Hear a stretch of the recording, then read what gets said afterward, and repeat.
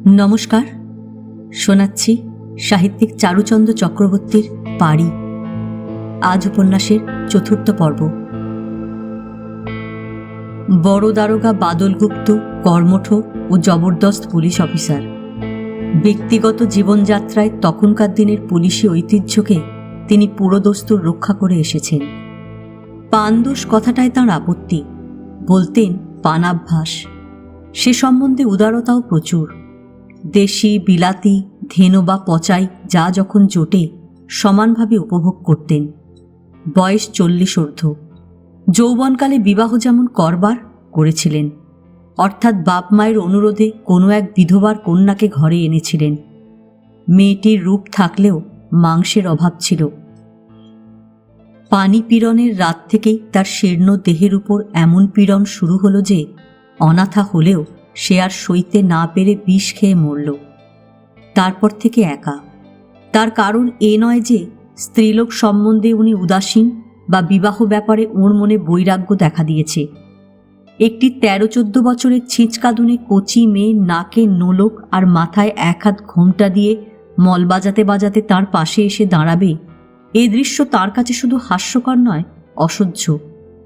অথচ ঘোমটা খোলা বড়সড় কুমারী মেয়ে পল্লী অঞ্চলে পাওয়া দুষ্কর। শহরেই বা খোঁজ করে কে? এমনি করে বয়সক্রমে বেড়েই চলেছে। অবশ্য স্ত্রী বঞ্চিত বলে বাদল গুপ্তের জীবন যে নারীবর্জিত নয়, এ খবর সকলেই রাখে, এবং সে কথা চেপে রাখবার দিকেও ওর কোনো গরজ নেই। নায়েবের কাছারি থেকে থানার দূরত্ব বেশি নয়, এপাড়া ওপাড়া। তারার সম্বন্ধে তিনি ওয়াকিবহাল ছিলেন। ঔৎসুক্যও কম নয়। তাকে অনেকবার দেখেছেন এবং প্রতিবারই মনে হয়েছে তাঁর শূন্য অন্তঃপুর পূর্ণ করবার মতো সর্বাঙ্গীন যোগ্যতা যদি কারো থাকে তবে সে এই মেয়ে। কিন্তু এই বিষয়ে তার বাবার মনোভাব কি হতে পারে বুঝবার মতো বুদ্ধির অভাব হয়নি। তাছাড়া এই নায়েবটিকে মনে মনে বেশ খানিকটা সমীহ করে চলতেন দারোগাবাবু, তাই প্রস্তাবটা পাঠাতে ইতস্তত করেছিলেন। এমন সময় অলঘটিত ব্যাপারটা তার কানে এলো। তারপরেই শুনলেন নায়েব মশাই মেয়েটাকে পার করবার জন্য ব্যস্ত হয়ে উঠেছেন। নানা জায়গা থেকে সম্বন্ধ আসছে। বাদল দারোগা মনে মনে খুশি হয়ে উঠলেন। এইবার তাঁর সুযোগ উপস্থিত। তারার নামে যে দুর্নাম রটেছিল সেটা যে তিনি অবিশ্বাস করেছেন তা নয়, বরং তাঁর ধারণা এসব ক্ষেত্রের ঘটনাটা রটনাকে ছাড়িয়ে যায়। কিন্তু তার জন্যে তার মনে কোনো দ্বিধা নেই। এ বিষয়ে তাঁর মত অত্যন্ত উদার। বাদল গুপ্তের বিশ্বাস, চাঁদের সঙ্গে স্ত্রী জাতির যে তুলনা সেটা শুধু রূপের জন্য নয়, তার মধ্যে ওই কলঙ্কও আছে। উভয় ক্ষেত্রে ওটা অঙ্গের ভূষণ। নিষ্কলঙ্ক চাঁদ যেমন অর্থহীন, কলঙ্কহীন নারীও তেমন অবাস্তব। কবির কল্পনা হতে পারে, কিন্তু রক্তমাংসের মানুষ নয়। সে বস্তুতে তাঁর লোভ নেই। তাছাড়া এই বিশেষ ক্ষেত্রে তারা সেনের ওই দাগটুকু দুদিক থেকে তাঁর সহায়।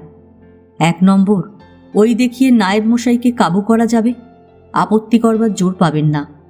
2 নম্বর, ওরই জন্যে ওই মেয়েও থাকবে তার হাতের মুঠোর মধ্যে, কোনোদিন মাথা তুলতে পারবে না। সত্যি কথা বলতে কি, ওই খুঁত না থাকলে তার মনটা খুঁতখুঁত করত। সবসময় মনে হতো বউ তার অনেক পড়ে, তার ধরাছোঁয়ার বাইরে। ছাপ আছে বলেই ওই মেয়ের পাশে তার জায়গা। তার নিজের দেহে তো ও বস্তুর অন্ত নেই। ব্যাপারটা যখন সব দিক দিয়েই তার অনুকূল, তখন আর দেরি না করে নায়েবের ঘটককে একদিন ডেকে পাঠালেন বাদলবাবু। ঘটক আফসোস করতে লাগলো, ইস, আগে বললেন না বড়বাবু, কথাবার্তা যে পাকা হয়ে গেছে, দিন স্থির করাটাই খালি বাকি। দারোগা প্রথমটা একটু দমে গেলেন, কিন্তু কোনো ব্যাপারেই হেরে যাওয়ার পাত্র তিনি নন। ওর সেই ক্রূর হাসি হেসে বললেন, ঘাবড়াচ্ছ কেন ঘটক মশাই? কাঁচা যেমন পাকে, কোনো কোনো সময় পাকাকেও তেমনি কাঁচিয়ে দেওয়া যায়। আপনাকে কিছুই করতে হবে না, শুধু পাত্রপক্ষের নামধামগুলো দিয়ে যান। তারপরেই অনন্ত সেনের হাতে এলো সেই বেনামি চিঠি এবং তার সঙ্গে পাত্রপক্ষের বিষোদ্গার। সম্বন্ধ ভেঙে গেল। প্রায় একই সঙ্গে এলো দারোগাবাবুর বদলির হুকুম। এমন একটা শাঁসালো থানার একচ্ছত্র সিংহাসন থেকে এক ঝটকায় কোনো মহকুমা কোর্টবাবুর হাতল ভাঙা চেয়ার। শ্বাস বা রসের লেশমাত্র নেই তার আশেপাশে। বাদলবাবু বুঝলেন এই দুর্ঘটনাটা নিজে থেকে হয়নি, পেছনে কলকাঠি নাড়বার লোক আছে। বিয়ে উঠল মাথায়, তখনই তাকে ছুটতে হলো সদরে। তারপর 2 মাস পরিশ্রমের পর আবার ঘুরে গেল চাকা। বদলি রদ হলো, কিন্তু সাময়িকভাবে। মাস কয়েকের জন্যে থেকে যাবার অনুমতি পেলেন বড় দারোগা।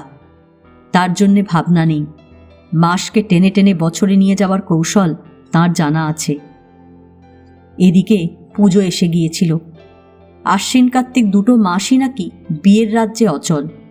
এই অর্থহীন নিয়ম যারা করেছিল তাদের উদ্দেশ্যে একটা কুৎসিত গালাগালি উচ্চারণ করেই আপাতত নিরস্ত হলেন দারোগা সাহেব। তারপরেই এই খুন। অদৃষ্টের চাকা আর এক পাক ঘুরে গেল বাদলগুপ্তের অনুকূলে।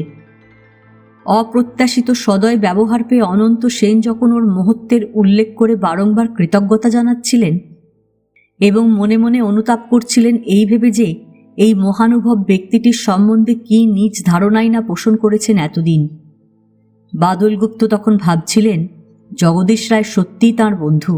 লাঠির ঘায়ে প্রাণ দিয়ে কত বড় উপকারটাই না করে গেল। ব্যক্তিগত জামিনে খালাস পেয়ে বড়বাবুকে আর একবার ধন্য ধন্য করে নায়েব মশাই বাড়ি চলে গেলেন। 2 দিন ভদ্রলোককে একটু সামলাবার সময় দিয়ে 3য় দিনে বাদলবাবু পাঠালেন তার প্রস্তাব। নিয়ে এলো তারই বিশ্বস্ত 2nd অফিসার সন্তোষ দাস। কথাটা ঘুরিয়ে ফিরিয়ে যথেষ্ট মোলায়েম করে পেশ করলেও শোনামাত্র অনন্ত সেনের নায়েবি রক্ত টকবক করে উঠল। কিন্তু সে উত্তাপ প্রকাশ করবার মতো অবস্থা তার নয়। তাই কণ্ঠস্বরকে যথাসাধ্য সংযত করে বললেন, আপনার ওপরওয়ালাকে বলবেন যার জন্য তার এই দুঃসাহস, অনন্ত সেন তার পরোয়া করে না। জামিন আমার দরকার নেই, এখানেই সারেন্ডার করলাম। সদরে চালান দেবার ব্যবস্থা করুন, হাতকড়াটা লাগিয়েই দেবেন। দরকার হলে তার সঙ্গে আপনাদের ওই মোটা দড়িটাও। সন্তোষ এই জাতীয় উদ্গীরণের জন্য প্রস্তুত হয়েই এসেছিল।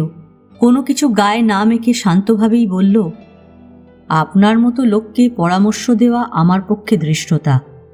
তবু বলছি, এ সময় ধৈর্য হারাবেন না নায়েব মশাই। এখন সবচেয়ে দরকার মাথা ঠান্ডা রাখা। ভেবে দেখুন, অন্যায় প্রস্তাব নিয়ে আমি আসিনি। বয়স একটু বেশি হয়েছে বটে, কিন্তু আপনার মেয়েও নেহাত ছোটটি নেই। তারপর দোজবরে, তাতে কি হয়েছে? দোজবরে পাত্রের কি বিয়ে হয় না? বিশেষ যখন ছেলে মেয়ের ঝঞ্ঝাট নেই। আর ওই দোষটোষগুলো, আপনি প্রবীণ ব্যক্তি, আপনাকে আর কি বলবো, ওসব বিয়ে হলেই শুধরে যায়। তাছাড়া আপনার মেয়েরও তো ওই ধরনের। আপনি এবার আসতে পারেন, কথার মাঝখানেই বাধা দিয়ে বলে উঠলেন নায়েব মশাই। তা পারি, তবে আপনিও সব দিকটা বেশ করে ভেবে দেখুন। আমি আবার আসব। ব্যাপারটা চাপা রইল না। অনন্তবাবুর অন্তরঙ্গ মহলে এবং ক্রমে অন্তঃপুরেও গিয়ে পৌঁছল। মামলাটা যে সঙ্গীন সে বিষয়ে কারো সন্দেহ ছিল না। প্রকাশ্য দিনের বেলায় বহু লোকের চোখের সামনে মারামারি। স্থান নায়েবের নাট মন্দির। নায়েব স্বয়ং ঘটনাস্থলে উপস্থিত। তাঁরই হুকুমে খুন করেছে তার বরকন্দাজ। হুকুমটা স্পষ্টভাবে না দিলেও তার দায়িত্ব এড়িয়ে যাওয়া কঠিন। ফরিয়াদি পক্ষের প্রভাবও কম নয়, অর্থবল প্রচুর, সুতরাং জনবলও যথেষ্ট। নায়েবকে দোষী সাব্যস্ত করবার মতো সাক্ষীর অভাব হবে না। কিন্তু মামলার গতি ও ভবিষ্যৎ সম্পূর্ণ নির্ভর করছে তদন্তকারী অফিসার যে রিপোর্ট দেন তারই উপর। ইচ্ছে করলে প্যাঁচটাতে নিয়ে একটু বেশি করে জড়িয়ে দিতে পারেন, যা কখনো খোলা যাবে না। কিংবা এমন কতকগুলো জায়গায় ঢিলে রেখে দিতে পারেন যার ফাঁক দিয়ে শেষ পর্যন্ত বেরিয়ে আসা যায়। একেবারে না জড়াবার ক্ষমতাও তাঁর আছে। এসব অতি সাধারণ কথা, নেহাত পাড়াগাঁয়ের মেয়েরাও জানে এবং বুঝতে পারে। এহেন অবস্থায় বুদ্ধিমান ব্যক্তির একমাত্র লক্ষ্য হবে তদন্ত রিপোর্ট যাতে তার অনুকূল হয় সেই ব্যবস্থা। অর্থাৎ যেমন করেই হোক পুলিশের অনুগ্রহ লাভ করা। সে অনুগ্রহ যখন আপনা থেকেই উপস্থিত, স্বয়ং ওসি যখন স্বেচ্ছায় সাহায্য করতে প্রস্তুত, তখন কোনো কারণেই সেটা প্রত্যাখ্যান করা সমীচীন হবে না। বিজ্ঞ শুভানুদ্দায়ীরা সেই কথাই বোঝাতে চেষ্টা করলেন। অনন্ত সেন নিঃশব্দে শুনে গেলেন, কোনো প্রতিবাদ করলেন না। বন্ধুরা যখন আশান্বিত হয়ে উঠেছেন তখন আপন মনে বিড়বিড় করে বললেন, ওই লোকটার গলায় মালা দেবে আমার তারা, আমাকে তাই চোখে দেখতে হবে কেন? পদ্মায় কি জলের অভাব ঘটেছে? কদিন বাদেই আবার এক সন্ধ্যার পর দেখা গেল সেকেন্ড অফিসার। এবার আর কাছারিতে নয়, নায়েবের বাড়িতে তার নিজস্ব বৈঠকখানায়। নমস্কারাদির পর অন্তরঙ্গ সুরে জিজ্ঞাসা করল, তারপর কদ্দুর কি করলেন বলুন। রুক্ষ স্বরে জবাব এলো, সেদিনই তো আপনাকে বলে দিয়েছি, এ ব্যাপার নিয়ে আসবার আর দরকার ছিল না, মিছিমিছি কষ্ট করলেন। কষ্ট? হাজারবারে কষ্ট করতে রাজি ছিলাম নায়েব মশাই, যদি বোঝাতে পারতাম যে আপনি ভুল করছেন। বারবার ওই একই কথা বলতে এসে আপনি ভুল করছেন সন্তোষবাবু। আমার বক্তব্য আমি শেষবারের মতো জানিয়ে দিয়েছি। তা তো দিয়েছেন, কিন্তু আপনি বোধহয় জানেন না আপনার সম্বন্ধে ফাইনাল রিপোর্ট দেবারই চেষ্টা করছেন বড়বাবু। এখান থেকেই খতম করা, যাতে কাঠগড়াতে উঠতে না হয়। এই রকম মামলায় পুলিশের পক্ষে সেটা কত বড় ঝক্কি আপনাকে নিশ্চয়ই বোঝাতে হবে না। তবু তাতেও তিনি পেছপা নন, কিন্তু দেখছি ভগবানের তা ইচ্ছা নয়। যাক, আমি আর কি করতে পারি বলুন, বলে একটা নিঃশ্বাস ফেলে সন্তোষ উঠে দাঁড়ালো। অনন্তবাবু সেখানেই নিঃশব্দে বসে রইলেন। বৈঠকখানা থেকে বেরিয়ে সামনেকার গেট পার হয়ে পুকুর পাড় দিয়ে পথ। খানিকটা যেতেই হঠাৎ স্ত্রীকণ্ঠের ডাক কানে গেল, শুনুন। থমকে দাঁড়ালো সন্তোষ। পিছন ফিরতেই অন্ধকারের ভিতর থেকেই বেরিয়ে এলো একটি মেয়ে। এগিয়ে এসে বলল, আমি নায়েব মশাইয়ের বড় মেয়ে তারা। আপনি বাবাকে যা বলেছিলেন আমি দোরের পাশে দাঁড়িয়ে সব শুনেছি। আপনাদের বড়বাবুকে বলবেন আমি রাজি আছি। সন্তোষের বিস্ময়ের ঘোর তখনও কাটেনি। বলল, এসব আপনি কি বলছেন? তাছাড়া আমার সঙ্গে এভাবে দেখা করাটা... কি করব বলুন, তাছাড়া অন্য উপায় তো ছিল না। আপনি ভালো করে ভেবে দেখেছেন ব্যাপারটা? দেখেছি। এরপরে সেকেন্ড অফিসারের খুশি হবার কথা, কিন্তু উত্তরে তার আভাস পাওয়া গেল না। বলল, দেখুন, আপনি ছেলে মানুষ, ঝোঁকের মাথায় যা করতে যাচ্ছেন তার গুরুত্বটা হয়তো বুঝতে পারছেন না। তাছাড়া আপনি রাজি হলেই তো হবে না। আপনার বাবাকে রাজি করাবার ভার আমি নিলাম। পারবেন? পারব।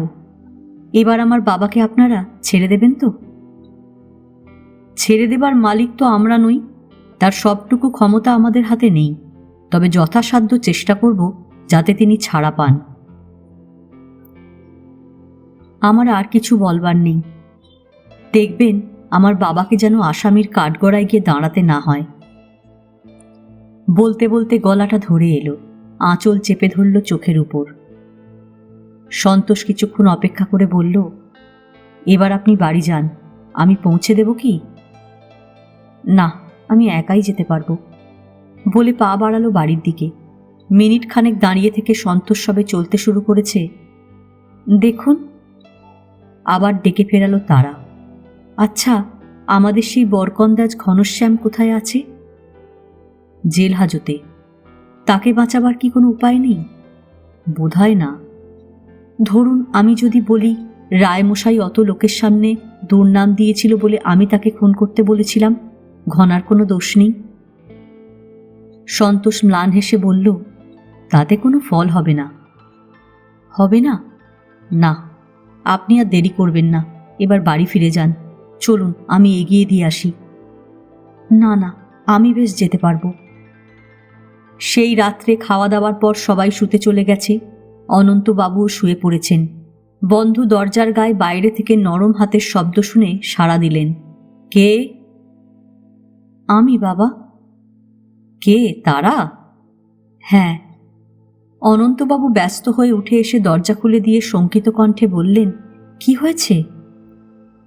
কিছু না, ভেতরে চলো, বলছি। ভেতরে ঢুকে কমিয়ে দেওয়া আলোটা একটু উস্কে দিল। বাবাকে বিছানায় বসতে বলে নিজে গিয়ে দাঁড়ালো তাঁর কাছটিতে। অনন্তবাবু উৎকণ্ঠিত চোখ তুলে মুখের দিকে তাকিয়ে রইলেন। তারা ক্ষণকাল অপেক্ষা করে নিচের দিকে চেয়ে সহজ সুরেই বলল, তুমি আর আপত্তি করো না বাবা, ওখানেই আমার বিয়ে দিয়ে দাও। কোনখানে? ওই দারোগার সঙ্গে।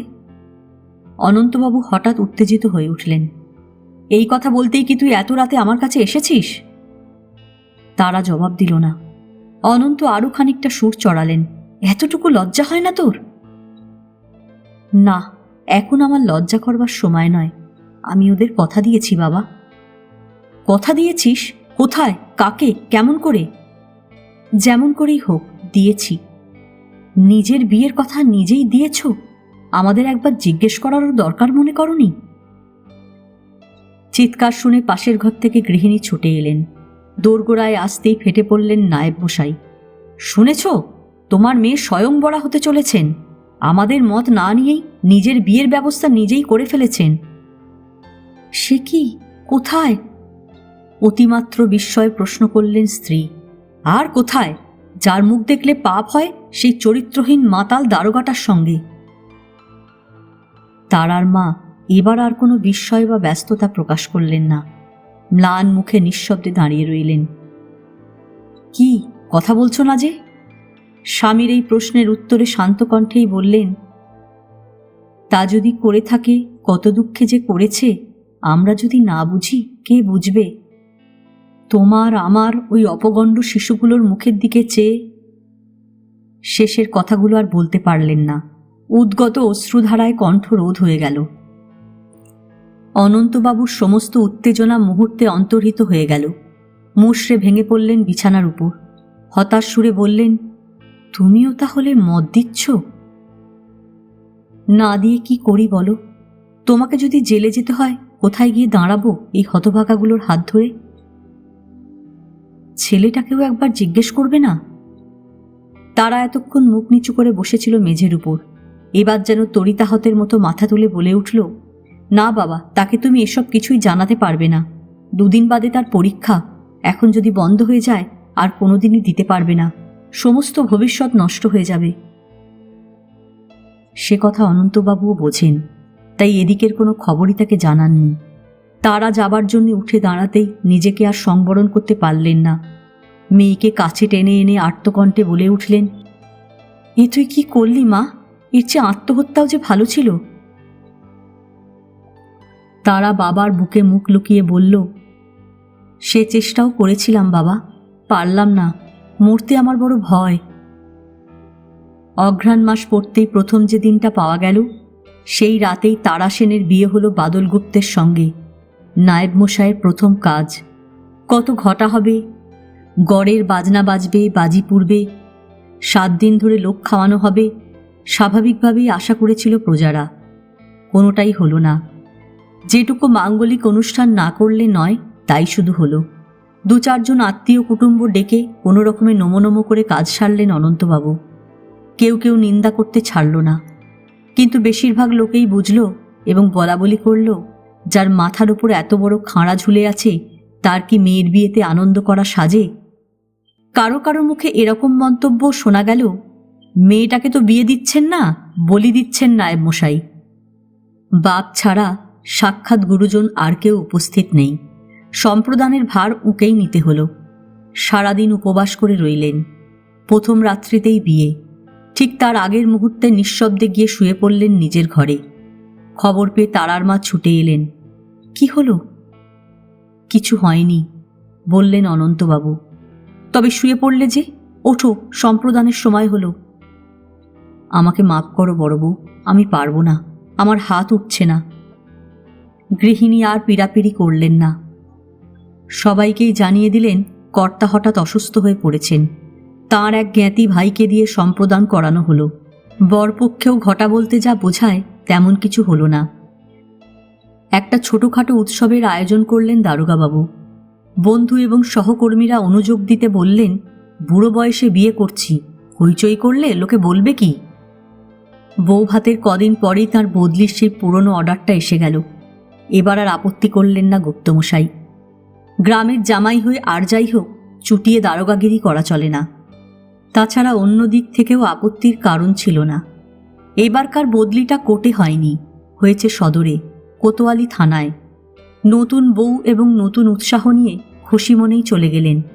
তার আগে নায়েবের বিরুদ্ধে অভিযোগ সম্পর্কে ফাইনাল রিপোর্ট দাখিল করে গেলেন। এ মামলার একমাত্র আসামি ঘনশ্যাম ঢালি। নায়েব অনন্ত সেনের বিরুদ্ধে কোনো প্রমাণ নেই। মামলার হাত থেকে নিষ্কৃতি পেলেন অনন্ত সেন, কিন্তু গ্লানি এবং অন্তর্জালার হাত থেকে মুক্তি পেলেন না। এ কথা কিছুতেই ভুলতে পারলেন না যে খুনের দায় থেকে মাথাটা বাঁচাতে গিয়ে সারা দুনিয়ার কাছে তার মাথা হেঁট হয়ে গেছে। একদিন কাউকে কিছু না বলে হঠাৎ নায়েবিতে ইস্তফা দিয়ে দিলেন। শুনতে পেয়ে ছুটে এলেন গৃহিণী। কাজ ছেড়ে দিলে চলবে কি করে? হাতে একটা হতাশার ভঙ্গি করে উত্তর দিলেন, অনন্তবাবু, তা জানি না। তার বেশি আর কিছু ওর কাছ থেকে পাওয়া গেল না। বিক্রমপুরের পল্লী অঞ্চলে পৈতৃক বাড়ি, মাঠে কয়েক বিঘা ধানের জমি। সেইটুকু সম্বল করেই একদিন পদ্মার ঘাটে নৌকায় উঠলেন। এতদিন পরে আগাগোড়া সব ঘটনার উল্লেখ করে চিঠি লিখলেন বীরেশের কাছে। সে যেন অবিলম্বে দেশের বাড়িতে চলে যায়। তার ঠিক দিন কয়েক আগেই তার পরীক্ষা শেষ হয়েছে। আজ এ পর্যন্তই। উপন্যাসের পঞ্চম পর্ব নিয়ে অন্যদিন আসব। গল্প পাঠ ভালো লাগলে লাইক, শেয়ার, কমেন্টস করতে ভুলবেন না। এখনও যারা আমার চ্যানেলটা সাবস্ক্রাইব করেননি তাদের সকলের কাছে অনুরোধ রইল, প্লিজ আমার চ্যানেলটা সাবস্ক্রাইব করে নেবেন। পাশে যে বেল নোটিফিকেশনটা আছে সেটা অবশ্যই প্রেস করে দেবেন। আজকের মতন নমস্কার।